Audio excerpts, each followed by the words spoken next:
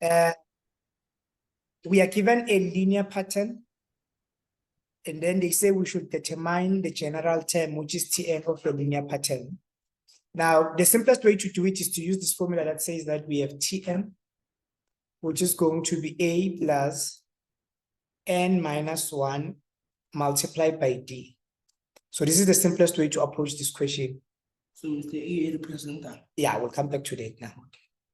And then A represents the first term. So A is going to be term 1, whatever term number 1 is on the linear pattern here.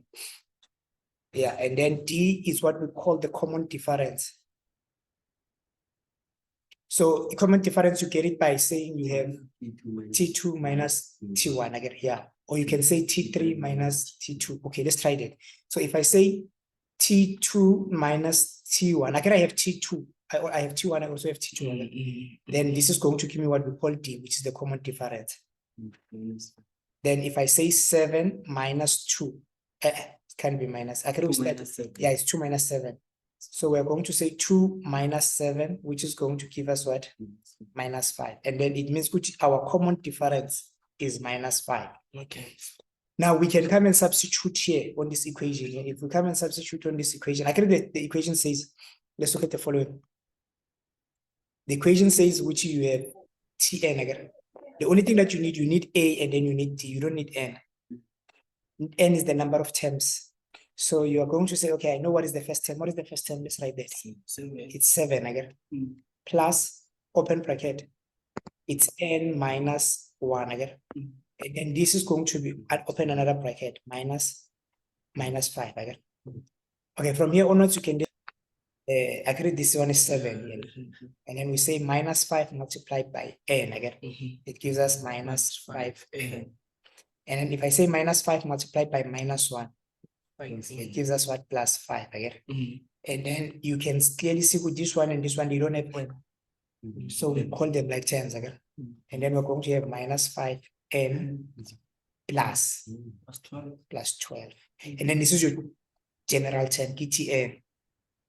Okay, that one is going to be our Tn here. Yeah, so that's how we determine the general term. And then number 2, they say determine term number 20. So it means where we see n here, we are going to put what? Yeah, so this is 3.1.1. So here we'll come and say, okay, 3.1.2 again. On 3.1.2, we want to say T20 again. Now it's minus open bracket again. Or it's 5 multiplied by where we see n again, there's an n here. So we'll come and say instead of n here, we are going to put what? Let's do it with the rate so that we see. So this one is 20 again. There was n, they changed it, they made it to be what to be 20. So even here we're going to put 20 plus 12. And then it gives us negative 88. We need to know. We need to determine which term in the pattern is going to be equal to minus 138. Again, we can see which there's a term number 20 is equal to minus 88 again. So there's a term which is equal to minus 138. How do you do that? It means which they gave you this whole thing here, Tn. They are saying Tn minus 138. So if they say Tn is equal to minus 138, we'll come and say, okay, we have Tn again, which is going to be equal to minus 5n plus 12 again. Now, instead of Tn here, this is what they gave us as Tn again. Now, how do you know what they gave you n or they gave you Tn? Usually, you will see n by the following. They will say which determine the 12th term. Yeah, but this one doesn't have it on it. So it means which they gave you the whole of Tn. Then you're going to have minus 138 again, which is going to be minus 5n plus 12 again. You want to get n here. You want to take this thing here, this side. Okay, you are going to have minus 138 minus 12 again, which is going to be equal to what? Minus 5n again. And then what can you do from here? You can then see it, okay, but now these two are like terms again. And then if you add them up, you're going to get minus 150 again, which is going to be minus 5n. And then you divide by minus 5. You divide by what? By minus 5. And then look at this thing. What does it say? It says n is going to be equaling to, we can trade it. We say which, 8. so we're going to have minus 150 again, divided by minus, divide by minus 5 again. So it's equals to, then we have what? 8. That's not what the question asked you, remember?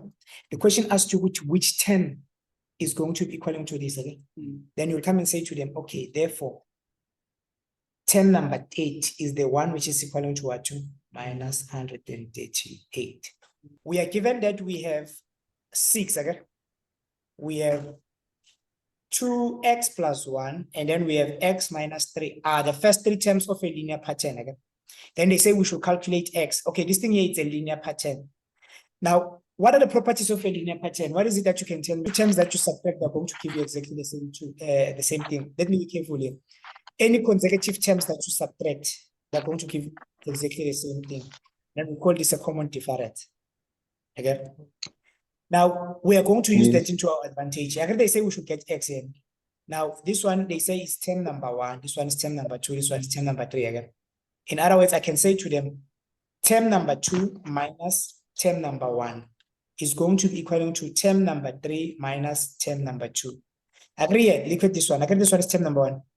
This one is what? Term number 2. This one here is term number what? Number 3. Now look at what happened. When I subtracted term number 2 minus term number 1, it gave me what? Minus 5. Again. When I subtracted term number 3, I subtracted with term number 2, it gave me what? Minus 5. So we say the first term is constant. Okay. But now we know what is term number 2. What is term number 2? You can come and check here. What is your term number 2? I think this one is T1.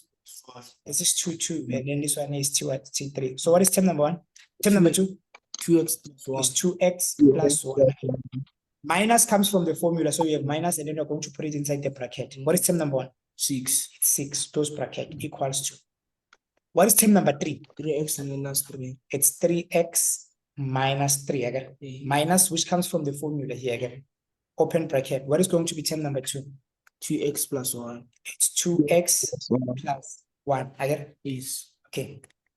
Then with that being said, we can then simplify this thing here. We have 2x plus 1 again. And then we can say negative multiplied by positive. What is negative multiplied by positive? Negative. So you have minus 6, which is going to be equal to 3x minus 3. Negative and positive?